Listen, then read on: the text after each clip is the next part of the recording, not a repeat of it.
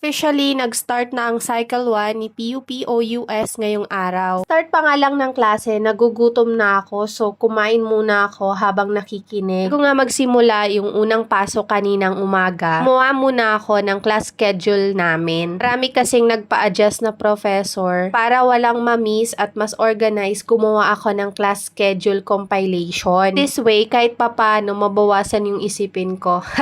Charot. Mga 11:30, tapos na yung unang subject namin sa araw na to. Ang susunod naman ay 12 p.m. So, habang nag-aantay ako ng second subject, naglinis muna ako, nag-asikaso muna ako dito para malinis mamaya at may pasok pa yung anak ko. Hindi ko na to maasikaso kapag sunod-sunod na yung pasok. Dahil 3 subjects ang papasukan ko ngayong araw. Alam nyo na, multitasking is the key, charis.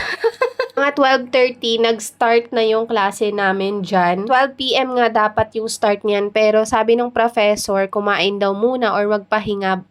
Then, start kami ng 12:20 sakto. Ayun, kahit papano nakakilos-kilos ako and may enough time pa ako para maglambing dito sa bata, charis.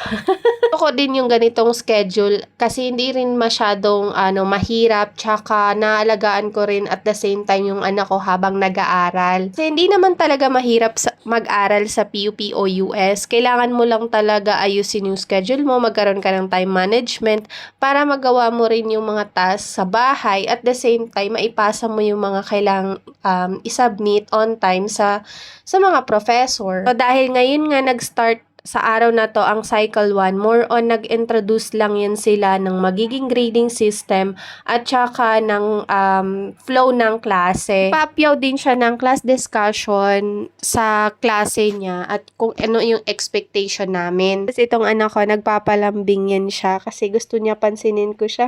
So, mamaya-maya yan konti, kailangan ko na yan siyang asikasuhin dahil may pasok din yan siya sa daycare. Buti na lang, 1:30 na tapos yung second subject ko. So, 4:30 na ulit yung susunod. Tid ko lang din dyan yung anak ko sa daycare at umalis rin kaagad ako kasi nga may tinatapos pa akong background sa Teams meeting namin.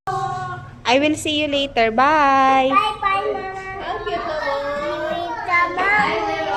See you tomorrow. See you later. Aba, tinutulak. Kauwi ko nga dyan, inasikaso ko na kagad yung magiging background ng Teams meeting namin. Per request kasi ng professor namin, magkaroon daw kami ng uniform background para sa lahat ng synchronous meeting namin. Tapos, suggestion din ng president namin, why not, lahat na ng subjects, gawan ko na daw ng background. Narinig niya na yung e-bike mo eh.